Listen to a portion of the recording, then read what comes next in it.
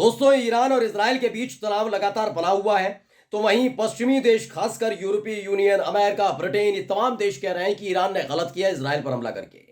यूरोपीय यूनियन तो 2 कदम आगे बढ़ गया। उसने कहा कि कई तरह के प्रतिबंध ईरान पर लगने चाहिए। अमेरिका ने कहा लगने चाहिए। एक देश है बेल्जियम, उसने कहा आईआरजीसी जो ईरान की सेना है उसे आतंकवादियों की सूची में शामिल करने जा रहे हैं और इस पर मोहर लग चुकी है। ईरान को इस बात की कोई फिक्र नहीं है, लेकिन इजराइल मनी मन मुस्कुरा रहा होगा कि देखिए, ईरान ने इजराइल पर हमला तो किया, वहां तबाही तो मचाई, लेकिन ईरान पर जबरदस्त तरीके से प्रतिबंध लग गए। लेकिन यही होता है एक बहुत बड़ा धमाका, जिसके बारे में बेंजामिन नेतन्याहू ने सपने में भी नहीं सोचा होगा।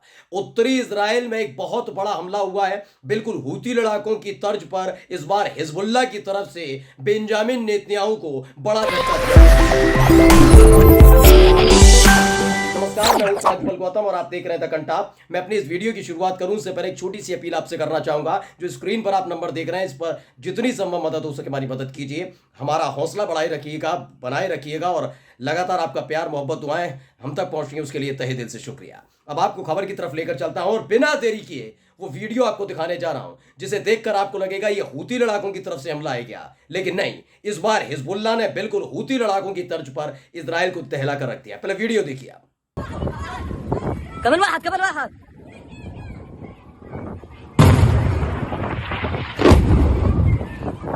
दरअसल पहले मैं समुद्री इलाके में क्या कुछ हो रहा है वो बता दूं। यहां से लगातार हमला किया जा रहा है, कई मिसाइलें दागी गई, बताया गया ये वही मिसाइलें हैं जो ईरान की तरफ से हिजबुल्लाह को मिली थी। अब आप कहेंगे ये कैसे बिल्कुल हूती लड़ाकों की तरह है। मैं बताता हूं। दरअसल आपको याद होगा, जब पहला हमला हमास ने 7 अक्टूबर पर को इजराइल पर किया था और उसके बाद इजराइल लगातार अमेरिका की मदद से, ब्रिटेन की मदद से, पश्चिमी देशों की मदद से गजा के अंदर नरसंहार कर रहा है। जो हूती लड़ाके थे वो इसी शर्त पर इस पूरे मैदान में उतरे थे कि हम शांत हो जाएंगे, लेकिन आपको पहले इजराइल को समझाना होगा गजा में नरसंहार बंद करे। सबको पता है ना, नहीं माना, एक के बाद एक कई शिप पर कब्जा कर लिया तो कई शिप इजराइल के डुबो दिए। ये लाल सागर के अंदर हो रहा था, ब्लॉकेट कर दिया पूरी तरीके से, जिससे इजराइल के जो मददगार हैं वो भी लाल सागर में एंट्री नहीं कर पा रहे थे। आपको तो याद ही होगा, टास्क फोर्स बनाई गई थी अमेरिका की तरफ से, ब्रिटेन की तरफ से। अमेरिका और ब्रिटेन के जहाजों पर भी हूती लड़ाकों ने जबरदस्त हमला किया था, यानी कि पूरी तरीके से घेर कर रख लिया था। द रेड सी अब भी हूती लड़ाकों के कब्जे में है, जिसने इजराइल की कमर तोड़ने का काम किया। लेकिन अफसोस की बात यह थी कि जिन देशों को गजा के साथ, फिलिस्तीनियों के साथ खड़ा होना चाहिए था, यानी कि सऊदी अरब, यूएई, कतर, बहरीन, वो इजराइल की मदद कर रहे थे। इधर से लाल सागर का रास्ता बंद हुआ तो दूसरी तरफ से रास्ता खोला गया था, जिसे आप अपने व्यापारिक जहाज ले जा सकते हैं। इस पर पहले किसी की ज्यादा नजर नहीं पड़ी थी, चुपके से सब कुछ हो रहा था। लेकिन ईरान और इजराइल के बीच जब तनाव बढ़ा था, तब ईरान ने उसी चुपके वाले रास्ते से गुजर रहे इजराइल के एक जहाज को कब्जे में ले लिया था, याद है आपको। और उसी के बाद पोल खुली थी कि कैसे तमाम देश अमेरिका के कहने पर इजराइल की मदद कर रहे हैं। अब उसी इलाके में यह हमला किया गया है। दूसरी वीडियो इसी से जुड़ी हुई दिखाने जा रहा हूं, पहले देखिए। كمان واحد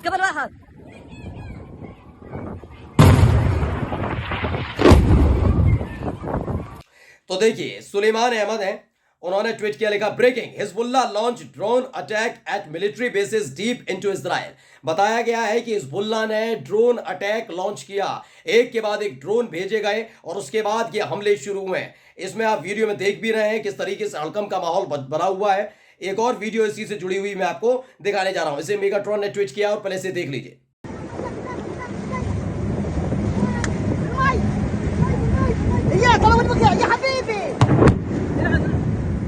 तो मेगाट्रॉन ने लिखा, Hezbollah again attacked Israeli cities with drones. Hezbollah has seemingly expanded its range of operation from 10 km to 30 km inside Israeli territory after it targeted the cities of Acre, Naharia and saved within the past 48 hours. इसे आसान भाषा में आपको बता देता हूं। इसमें लिखा गया है कि हिजबुल्लाह ने फिर से इजरायली शहरों पर ड्रोन से हमला किया। पिछले 48 घंटों के भीतर एकर, नाहरिया और सफेद शहरों को निशाना बनाने के बाद हिजबुल्लाह ने इजरायली क्षेत्र के अंदर अपने अभियानों की सीमा को 10 किलोमीटर से 30 किलोमीटर तक बढ़ा दिया है, यानी 30 किलोमीटर का एक बहुत बड़ा दायरा है वो इजराइल के हाथ से छिन चुका है। यह वही इजराइल है जो पहले फिलिस्तीनियों की जमीन पर कब्जा कर रहा था।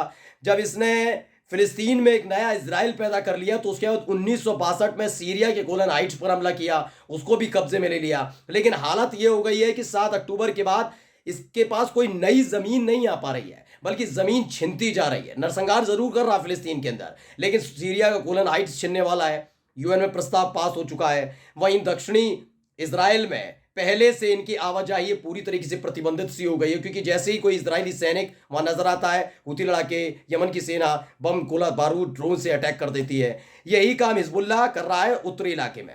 उत्तरी इलाके के कई शहरों पर शुरुआत में बॉर्डर वाले इलाकों पर हमले किए गए थे, लेकिन अभी इनका दायरा बढ़ा दिया गया है। तकरीबन तकरीबन 30 किलोमीटर का जो दायरा है पूरा उत्तरी इजराइल का, वो हिजबुल्लाह के कंट्रोल में आ चुका है।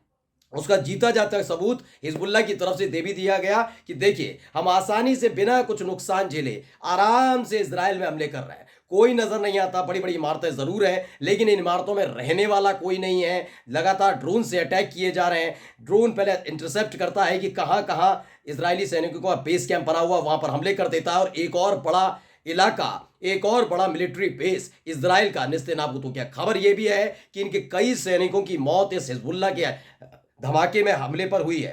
एक और खबर मैं आपको दिखाने जा रहा है, स्प्रिंटर ने छापी है। क्या लिखा है? स्प्रिंटर फैक्ट्री ने लिखा, Ismail Haniyeh, Israel economy collapsed because of Yemen. ये हिजबुल्लाह के साथ साथ यमन ने किस तरीके से बर्बाद कर दिया है इजराइल की अर्थव्यवस्था को, ये वो बता रहे हैं। पहले मैं आपको बताता हूं इन्होंने क्या कहा आसान भाषा में। इन्होंने कहा इस्माइल हनी ये है, यमन की वजह से इजराइल की अर्थव्यवस्था चरमरा गई है। हमास राजनीतिक आंदोलन के प्रमुख हैं इस्माइल हानिये। कोई सोच भी नहीं सकता था कि यमन जैसा देश इतना शक्तिशाली प्रभाव डालेगा। लाल सागर में आना जाना जो रोका गया प्रभाव को रोक देगा। यमन की इस कार्रवाई से इजरायली अर्थव्यवस्था को नष्ट कर दिया गया है, यानी बर्बाद कर दिया गया है। जो मैंने आपको शुरुआत में भी बताया कि ये पहला, दरअसल कोई भी युद्ध ना जमीन पर ऐसे नहीं लड़ा जाता कि आप अगर सोच रहे हैं कि सारा युद्ध जमीन पर ही लड़ लिया जाएगा, बड़े बड़े हथियारों से लड़ लिया जाएगा। नहीं, कुछ रणनीतियों से भी लड़ा जाता है। हुती लड़ाकों ने जरूर इजराइल से सीधा, मतलब इजराइल पर वैसा हमला ना किया हो जैसे हिजबुल्लाह कर रहा है, जैसे हमास अपनी स्वतंत्रता के लिए लड़ रहा है, जैसा कि ईरान ने अभी इजराइल के बीचों बीच शहरों को तबाह कर दिया, वैसा ना किया हो। लेकिन हुती लड़ाकों ने जो किया वो ऐतिहासिक है। क्योंकि देखिए, कोई भी बम, गोला बारूद आप खरीदेंगे तो कैसे खरीदेंगे? पैसा कहां से आएगा?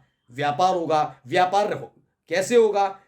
कई अलग अलग तरीके होते हैं उसके। उसमें से एक सबसे आसान संसाधन होता है, सबसे आसान साधन होता है जहाज से, पानी के जहाज से इधर उधर भेजना। अब जब वही बंद हो गया इजराइल का, हुती लड़ाकों ने इनकी नाकेबंदी वहीं से शुरू कर दी थी। लेकिन मैं फिर कह रहा हूं, कई ऐसे मुस्लिम परस्त देश थे जिन्होंने इजराइल के लिए रास्ता खोला, बिल्कुल खोला रास्ता। उस रास्ते का पता किया ईरान ने।